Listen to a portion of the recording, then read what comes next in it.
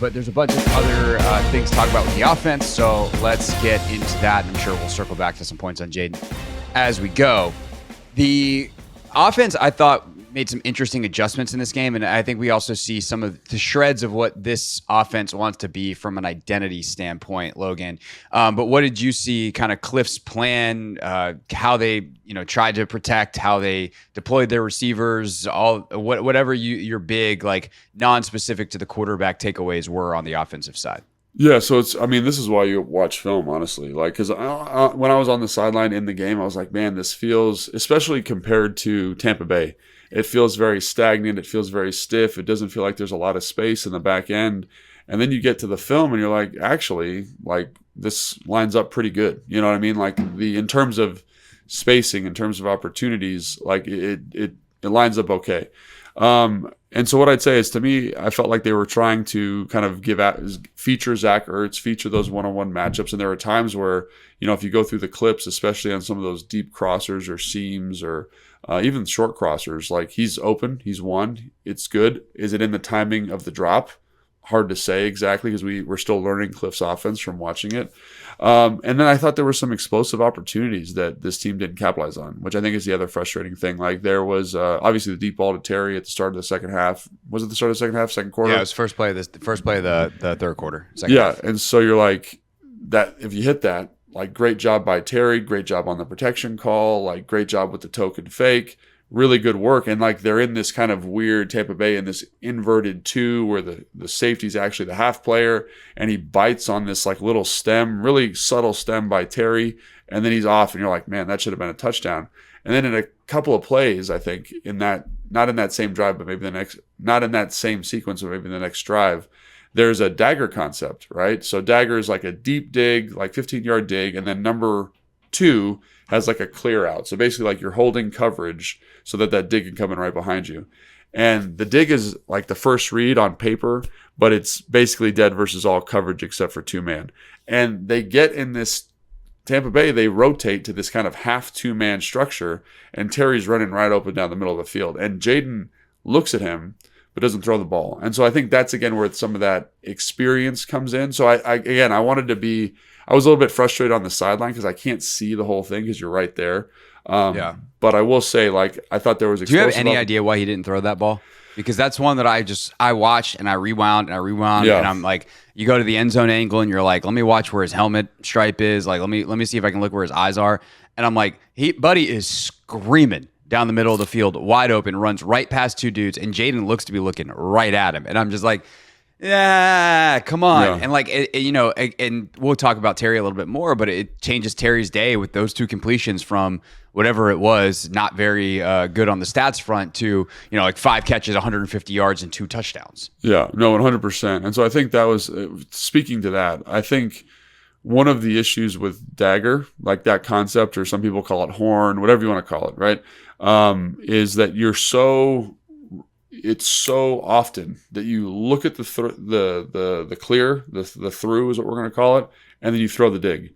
You look at the clear, you throw the dig. You look at the clear, throw the dig. And so when that one time comes up where it's like, hey, this is a fastball right down the middle, it's 2-man, let's get this ball out, sometimes people miss it. Even receivers I've played with have missed it. Like, they think they're just clearing out, they're clearing out. Team runs 2-man, you're right open down the middle of the field, and the receiver's kind of sleeping on it because they're not expecting it. Obviously, Terry's ready for that ball. But I think that is what I'm going to say, is I would anticipate that he didn't see it quick enough that it was 2-man, and he wasn't expecting it, because it wasn't really 2-man. It was like one plug. So, like, there's one safety in the middle of the field. He just, because of the offensive formation, is so far to the offensive left, like, it plays exactly like it would in 2-man.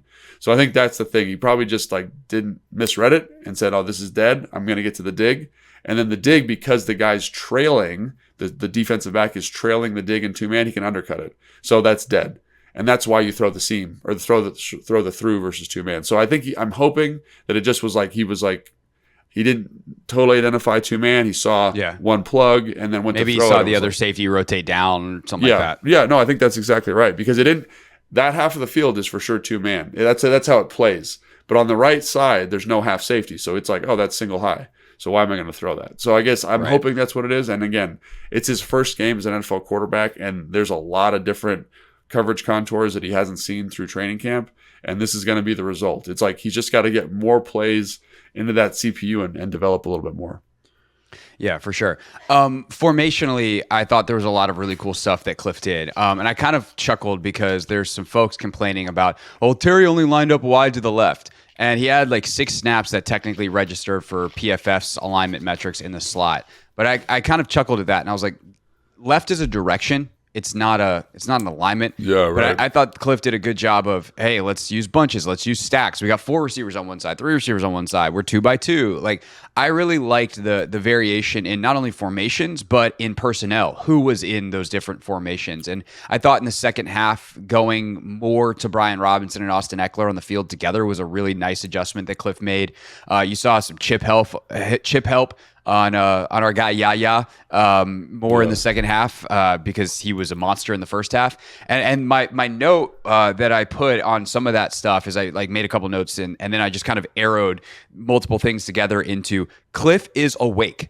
You see a guy who's paying attention to the game and making adjustments in real time, and like that is something that is lovely, to not have an OC that just so falls in love with his pregame game plan that he just is determined to make it work and is making adjustments when he's got all these different tools of variance to deploy. That's something that I felt was happening. Am I off on that? Am I right on that? And can you what did you make of kind of the way that Kliff deployed the various personnel that he has to play with?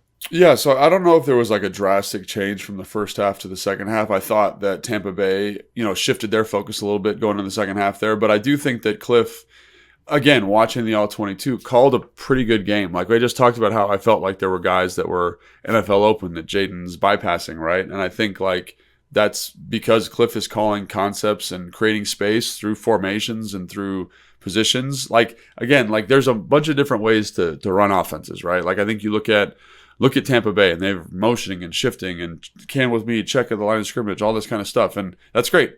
But also, like, there's ways where you see we're just going to spread you out. We're going to find matchups. We're going to identify those abilities. And you also mentioned the bunches, too. Like, there's a couple times where they got into bunches and they ran a man beater and there's dudes wide open. But Jaden has selected the single receiver side to work. And that's totally fine. I think that's totally in the parameters of the offense. But there's good concepts there, right? And there's good guys, like there's guys that are dropped in coverage.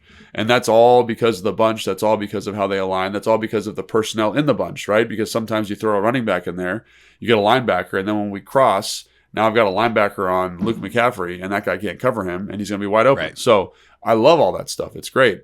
I just think it's like, I forget exactly when it was because it was on the touch or the almost touchdown to B-Rob. It was Jaden's touchdown where he throws the crossing route to where Jaden throws the crossing route to B-Rob. He runs down the sideline, almost scores. Yeah, Eckler's out in front blocking. Yeah, I think you see the offense on that sequence, right? They're able to run with more efficiency. I do like that. I do like how they got into some different run looks. They kind of stayed with their GT, their counters, which they should. But they had some kind of different formations, some different alignments that created space, which was great. But the hurry up, as they went on that drive, you could see the fatigue of the defensive line. You could see the fatigue of the defensive coordinator too. Because on that play where they hit the check down to B-Rob, like the defensive line basically does not rush. Like they're so tired. They don't rush, ball's out. The pursuit's terrible, and B-Rob's able to scamper up the sideline there. And I was like, this is what you're hoping for. But in order to get this, you need to stay on rhythm offensively. And that's something that people throw out for every single offense. But you earn that response from the defense by staying on the field. And I felt like early in the game, after watching that drive, I felt like early in the game, they weren't efficient enough on offense to elicit that response. And so it was cool to see like a flash of it and say, this is what Kliff's hunting for, right? 5-yard run on first down. Here's a completion on second down. Quarterback run on first down. And they were able to string together, I think it was 8 or 9 plays.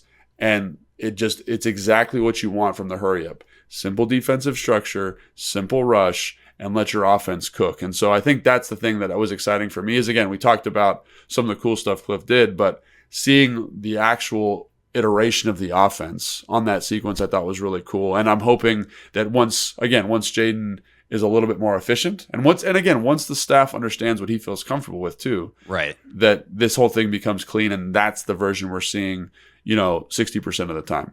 They just couldn't get the drive starters going for a lot of these drives, and that's why they couldn't get into the tempo, because Kliff, to his credit, and probably some conversation with Dan, et cetera, they're like, hey, we can't go quick just to go 3 and out quickly. And so if you get a couple of first downs, and that seemed to be the magic number there, it was like once they got their second first down, they were in it. It's like, okay, now we're in tempo. So that drive, they had quick game to Ertz, B-Rob for a first down. They got Terry his first catch in a quick game situation, and then B-Rob, for a first down. And then they're in tempo, and they're off and running. And I think what you see too is kind of what I was talking about with the different usage of the personnel. I think that in that drive is when they had like that funky I formation. Yeah, they were both in like offset gun. Yeah, like the backs, on the same side. They on that play to B-Rob, the big one down the sideline. They kind of lined up in tight end like alignment. So it was almost like a wing T, but in shotgun type of deal, where they're both attached to the line of scrimmage, behind it, but attached. And they're split out some, but Eckler and B-Rob are out there, and they're running stuff that you'd run out of 21, out of 12, out of 11. And that versatility for both Brian and Austin is so big. And to watch them use it in that tempo where it's like, wait, where's my guy? Like, wait, who's lined up here? That is, to me, that is the you talk about optimal and optimization. That is the optimal version of this offense. Yeah, I agree. And I think, again, the flexibility of the personnel is big. You saw Ben in there, Benson in a little bit. You saw both backs. You saw Zach and Bates. And those are the flexible chess pieces of the offense. And so I think on the sideline after the game, I was a little bit frustrated. But after watching the film, I feel significantly better about what they're going to be and what they can do. So I think that's something that I'm really excited about. And it really comes down to Jaden's development. And I think that's important. I just wanted to point this out. I know we're kind of done talking about Jaden, but he's still a young player. There's a lot of growing that still needs to happen in this offense with NFL defenses, understanding what you can and can't get away with. And so as that process, because again, he's a guy that's shown an ability and a willingness to learn and grow. And as that happens, and as he sees more of this, we're going to get I think there's an opportunity for a special kind of offense, but it's going to take some time. And I go back to what Kyle said to me in 2011. He said it to the whole offense, but he's like, it takes 3 years to learn an offense, right? Because every single look, every single alignment is new to you in the offense. And so the more reps, the more time on task, the better this group's going to get. And I really can't wait to see what it looks like against the Giants, who, again, like I said, we're going to preview them on Thursday, but are a much more straightforward group from a rush coverage standpoint. Much more bend but don't break, and I think this is going to help Jaden this week. Yeah, and this is a yes and not me disagreeing with Kyle Shanahan about offense, but it doesn't mean you can't be good along the way as you learn. No, right. And it's going to be matchup dependent. It's going to be situationally dependent. You're just not going to be as consistent week in, week out until you have all those reps, all those time on task, all that time together. But you can certainly be good along the way, and we certainly hope that the Commanders can be better offensively, even if I think we'd pretty much graded out as an okay performance in a debut, and especially with the circumstances going against a Todd Bowles defense.